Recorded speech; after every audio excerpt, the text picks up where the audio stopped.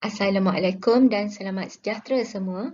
Bagi mata pelajaran Bahasa Melayu tahun 1, hari ini kita akan belajar menulis jawapan bagi soalan bertumpu dan bercapah. Unit 15, Sikap yang Baik, tajuk Perhimpunan Mingguan. Kemahiran menulis jawapan bagi soalan bertumpu dan bercapah. Objektif pembelajaran, murid akan dapat menulis jawapan bagi soalan bertumpu dan soalan bercapah dengan betul berdasarkan bahan. Dan murid dapat membaca petikan dengan sebutan dan intonasi yang betul. Okay, kamu diminta untuk bersedia dengan buku teks muka surat 92 dan buku aktiviti jilid 2 muka surat 18. Apakah yang dimaksudkan dengan soalan bertumpu dan soalan bercapah?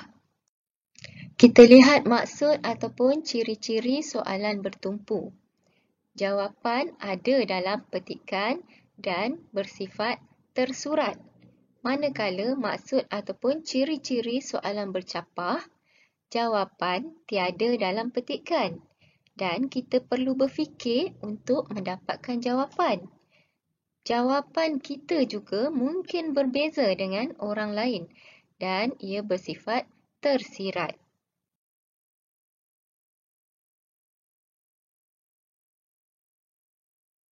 Seterusnya, lihat buku teks muka surat 92, aktiviti menulis jawapan bagi soalan bertumpu dan soalan bercapah. Okay, di sini ada 3 soalan. Okay, jadi kamu diminta untuk melihat gambar dan membaca petikan untuk menjawab soalan di bahagian bawah. Okay, kita baca sama-sama. Perhimpunan mingguan. Pada setiap hari Isnin, perhimpunan mingguan diadakan di Sekolah Jagu. Murid-murid menyanyikan lagu Negaraku.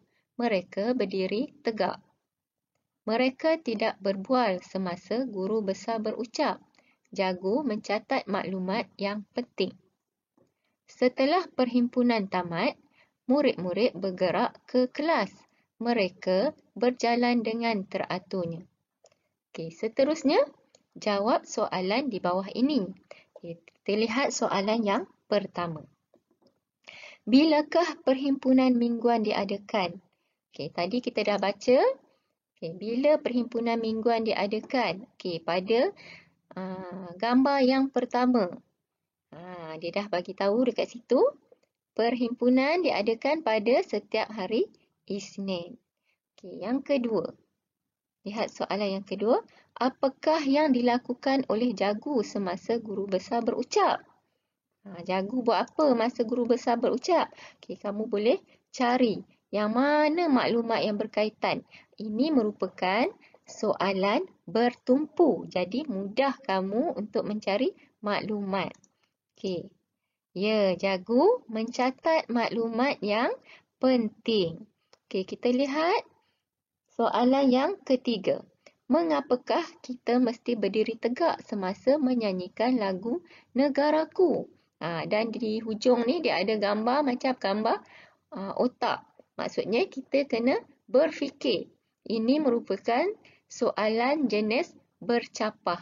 Kita kena fikir. Dia tak ada dalam petikan yang kita baca tadi. Okay, kenapa kita kena berdiri tegak semasa menyanyikan lagu Negaraku? Cikgu pasti kamu mesti tahu kan kenapa. Sebab bila kita ada perhimpunan pun, bila ada lagu Negaraku dinyanyikan, kita akan berdiri tegak. Okey, seterusnya kita lihat bagaimana untuk menjawab soalan. Okey, kita lihat yang pertama tadi. Bilakah perhimpunan mingguan diadakan? Jadi, kamu perlu menjawab soalan ni dengan ayat yang penuh. Kamu tak boleh jawab hari Isnin. Tak boleh macam tu. Kena jawab dengan ayat yang lengkap. Okey, bagaimana? Okey, kita tengok. Okey, begini. Perhimpunan mingguan diadakan pada setiap hari Isnin. Ini merupakan jawapan yang lengkap. Okey, yang kedua. Apakah yang dilakukan oleh Jagu semasa guru besar berucap? Okey, Jagu buat apa masa guru besar berucap? Ya, Jagu mencatat maklumat yang penting semasa guru besar berucap.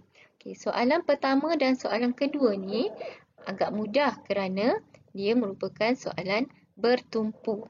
Jadi kita tengok soalan yang ketiga yang merupakan soalan bercapah.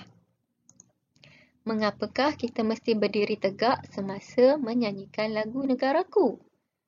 Kenapa? Ya, kerana kita mesti berdiri tegak semasa menyanyikan lagu Negaraku kerana kita menghormati lagu tersebut. Okey, jadi cikgu harap kamu boleh faham bagaimana untuk menjawab jenis soalan yang bertumpu dan juga soalan bercapah. Seterusnya, untuk latihan hari ini, kamu diminta untuk buka buku aktiviti jilid 2, muka surat 18. Okay, kamu diminta untuk tulis jawapan. Tulis jawapan berdasarkan soalan bertumpu dan soalan bercapah. Okay, jadi, kita baca sama-sama. Okay, tajuk menjaga keceriaan kelas. Okay, di sini ada 4 gambar dan 4 pernyataan. Okay, pernyataan ni untuk kamu menjawab soalan bertumpu. Kita tengok gambar yang pertama, menyediakan jadual tugas. Yang kedua, menyapu sampah. Yang ketiga, menyusun meja. Dan yang keempat, menghias meja guru. Kita tengok soalan yang pertama. Apakah yang dilakukan oleh budak lelaki itu? Jadi, kamu kena jawab dengan ayat yang lengkap. Budak lelaki itu sedang menyapu sampah. Okey, ni dekat sini. Okey, yang kedua. Meja disusun oleh berapa orang murid? Tengok. Berapa orang murid yang menyusun ni?